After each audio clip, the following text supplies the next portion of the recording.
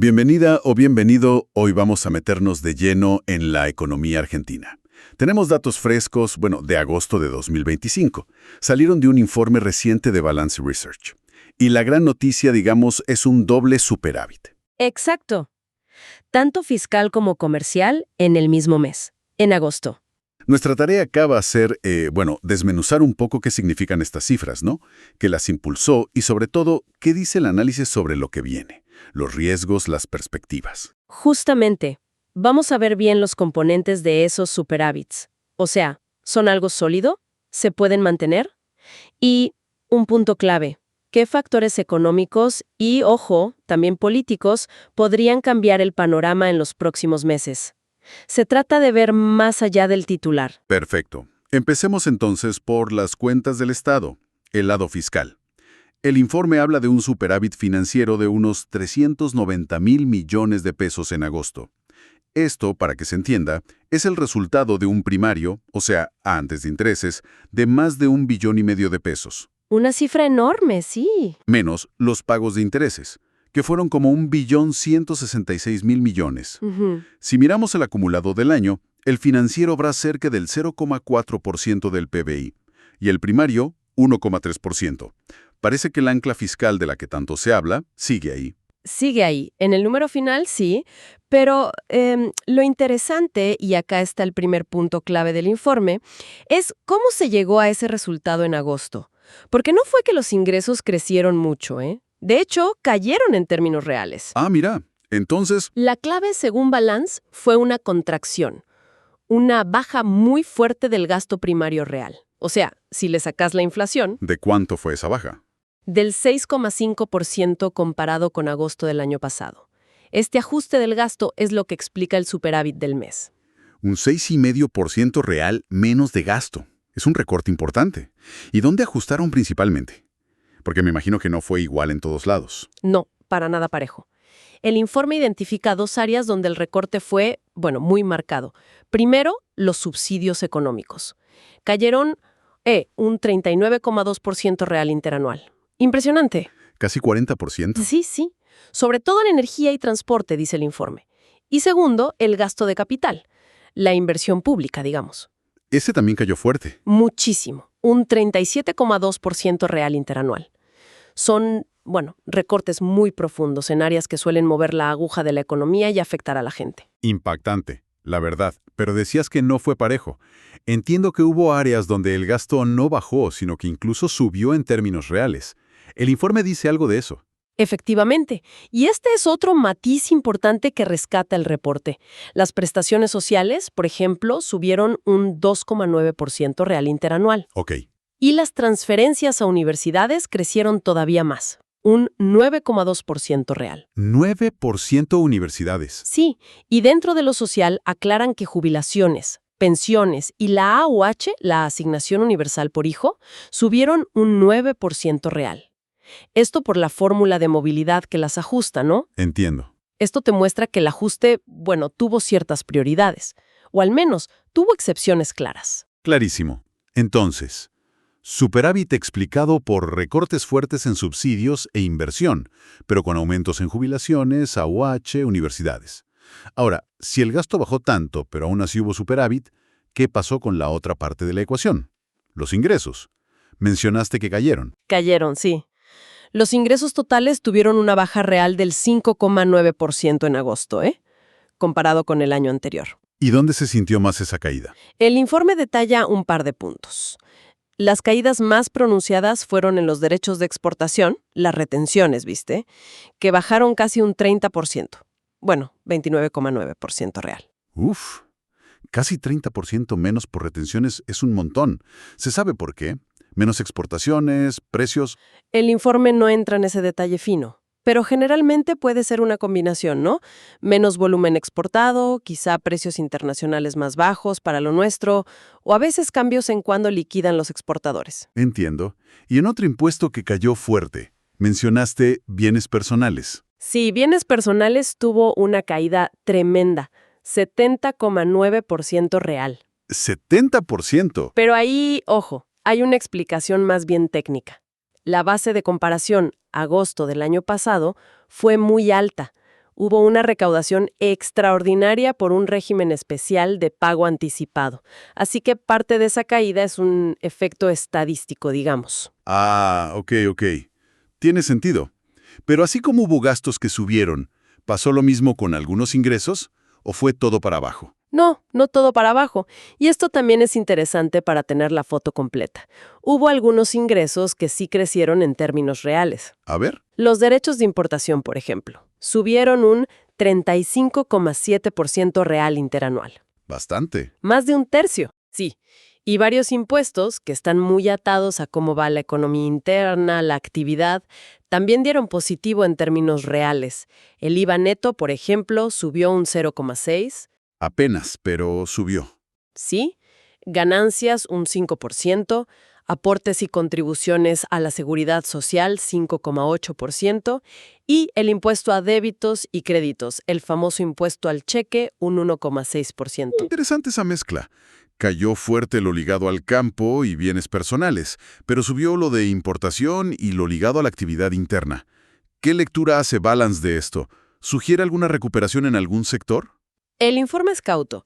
No se juega a decir que hay una reactivación generalizada solo por esto, pero sí sugiere que estos impuestos de la actividad podrían indicar, bueno, cierta resiliencia o quizás una recuperación en algunos sectores puntuales en agosto. Claro. Es como que compensa un poco la señal negativa de la caída en retenciones y el aumento en derechos de importación. Bueno, eso va de la mano con más importaciones, que es algo que vamos a ver ahora cuando hablemos de lo comercial. Perfecto. Entonces, tenemos un superávit fiscal en agosto. Se logró con recortes selectivos de gasto, ingresos que en general bajaron, pero con algunos brotes verdes, por decirlo así. Ahora, parece que Balance, además de describir esto, pone una luz amarilla importante sobre si esto se puede mantener. No. Mencionan tensiones políticas. Exactamente. Y acá el análisis se pone, digamos, más prospectivo. Y más complejo. Porque si bien marcan como positivo que se mantenga el resultado fiscal, identifican riesgos. Riesgos crecientes que podrían debilitar lo que llaman el ancla fiscal. El ancla fiscal. La idea de usar las cuentas ordenadas para bajar expectativas de inflación, ¿no? Esa misma. Balance advierte que esa ancla podría perder fuerza. ¿Por qué? Por dos cosas, dicen. Tensiones políticas crecientes, sobre todo en el Congreso, y lo que llaman un debilitamiento del esquema cambiario. A ver, vayamos a las tensiones políticas. ¿Cómo afectarían concretamente? ¿Dan algún ejemplo? Sí, dan ejemplos concretos. El principal riesgo que ven es que la oposición impulse leyes en el Congreso que signifiquen más gasto público. Y el problema no es solo la plata que cuesta cada ley en sí misma, Claro. sino el mensaje político que manda. O sea, una señal de que el gobierno podría estar perdiendo el control de la agenda de gasto. Y eso, bueno, le pega a la credibilidad del ancla fiscal. ¿Y qué ejemplos dan? Mencionan que justo la semana anterior al informe, el Congreso había logrado revertir 2 vetos del presidente. Uno a una ley de financiamiento para universidades y otro a una de emergencia pediátrica. ¿Y calcularon cuánto costarían esas dos leyes? Estiman un impacto fiscal de esas dos juntas, solo para los últimos 4 meses de 2025, de alrededor del 0,07% del PBI. 0,07%. Suena a poco, quizás. En sí mismo puede parecer poco, sí, pero la preocupación de Balance es el efecto acumulativo y la señal política que implica que el Congreso avance sobre los vetos. Entiendo, es la tendencia. Y creo que el informe va más allá, ¿no? Presenta una tabla con el impacto de varias leyes juntas. Correcto. Hay una tabla, la tabla 2, que es bastante reveladora. Agrupa varias leyes que están en discusión o que ya se aprobaron y se vetaron, pero que podrían anular ese veto. ¿Qué temas incluye? Bueno, mencionan emergencia en discapacidad, el financiamiento universitario que ya dijimos, emergencia pediátrica, posibles ATN, aportes del Tesoro Nacional, a las provincias, también una moratoria impositiva y cambios en el impuesto a los combustibles. Es un paquete de medidas. ¿Y cuánto suma todo eso? ¿Cuál es el costo fiscal total que estiman? Según las estimaciones que presenta Balance, ahí el costo fiscal acumulado de todo ese paquete, si llegara a avanzar, sería del 0,35% del PBI para lo que queda de 2025, 0,35. pero, ojo, proyectado a un año entero para todo 2026, el impacto que estiman sube a 1,17% del PBI. Más de un punto del PBI. Exacto. Es una presión fiscal futura muy, muy considerable. Y el informe lo marca clarito como en riesgo central para que el superávit se pueda mantener. Es un recordatorio de cómo la política puede condicionar la economía, ¿no? Queda clarísimo el panorama de riesgos en lo fiscal. Bueno, cambiemos de frente ahora. Vayamos al otro superávit de agosto, el comercial. Acá, el informe habla de una sorpresa, pero de las buenas. Sí, la verdad que sí. Un saldo positivo de 1.400 millones de dólares en agosto. 1.400 millones. ¿Y cuánto se esperaba? Mucho menos. Fíjate, Balance mismo esperaba unos 619 millones, y el consenso de los analistas que consulta el Banco Central, el REM, apuntaba a 649 millones. O sea, el resultado fue más del doble de lo que proyectaban. Una diferencia enorme. Enorme. ¿Y qué fue lo que sorprendió? ¿Exportaciones mucho más altas o importaciones mucho más bajas? La sorpresa vino sobre todo por las exportaciones. Sumaron 7.865 millones de dólares en agosto. 7.800. Sí, muy por arriba de los casi 6.900 millones que esperaba Balance o los 7.200 y pico del REM. Clarísimo. ¿Y las importaciones? Las importaciones también estuvieron un poquito por encima de lo que calculaba Balance, menos 6.463 millones contra 6.246 esperados, pero quedaron por debajo de lo que esperaba el consenso REM. Entonces, la combinación fue exportaciones mucho más altas, importaciones más o menos en línea o un poquito abajo. Resultado, este superávit fuerte. Y con este dato, el acumulado del año ya suma. Llega a 5.070 millones de dólares de superávit comercial en lo que va de 2025. Entendido. ¿Y qué dicen sobre qué impulsó ese salto en las exportaciones de agosto? Tiene que haber factores específicos. Sí, el informe menciona dos factores clave. Por un lado, dicen que influyó la reintroducción de algunas bajas en las retenciones para el agro. Eso pudo haber incentivado a liquidar ventas. Ajá. Y por otro lado, y esto es muy destacado, un aumento fuertísimo en las exportaciones de combustibles y energía. ¿Cuánto subieron? Crecieron un 40,6% comparado con agosto del año pasado. Un montón. Impresionante lo de energía. Sí. También subieron fuerte los productos primarios, un 35,7% interanual.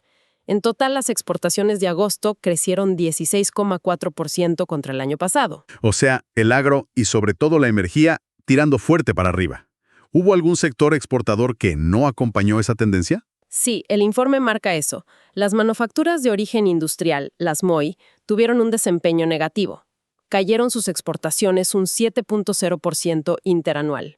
Bueno. Así que fue un crecimiento exportador potente, pero muy concentrado en el sector primario y especialmente en energía. Interesante esa composición. Vayamos ahora a las importaciones.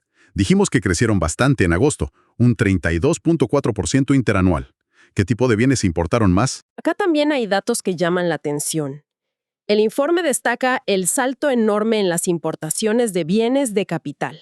¿Cuánto? Un 75,8% interanual. 75%. Sí.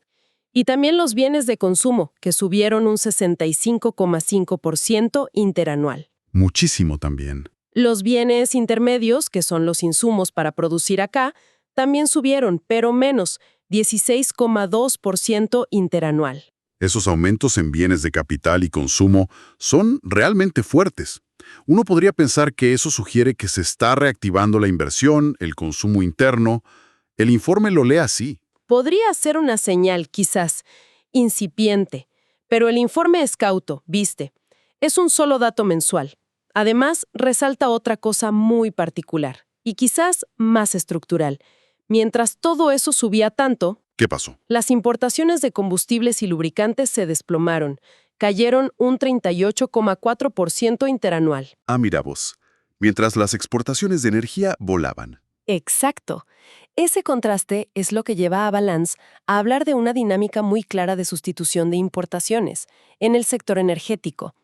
De hecho, calculan que la balanza comercial solo de energía tuvo un superávit de $749 millones en agosto. Esa dinámica de sustitución en energía es realmente un dato fuerte.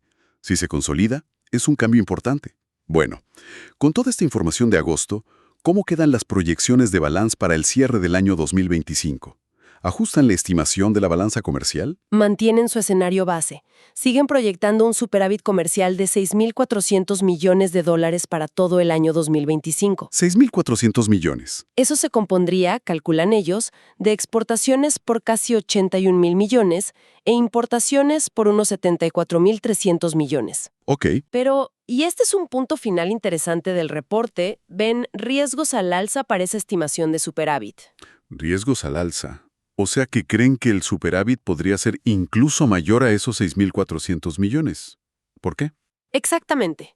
Argumentan que la combinación que esperan para la segunda mitad del año, tasas de interés reales altas y un tipo de cambio real también más alto, podría frenar más de lo previsto la demanda de importaciones. Entiendo. Entonces, si las importaciones se enfrían más de lo que tienen en su escenario base, bueno, el saldo comercial final de 2025 podría terminar siendo más grande que esos 6.400 millones proyectados.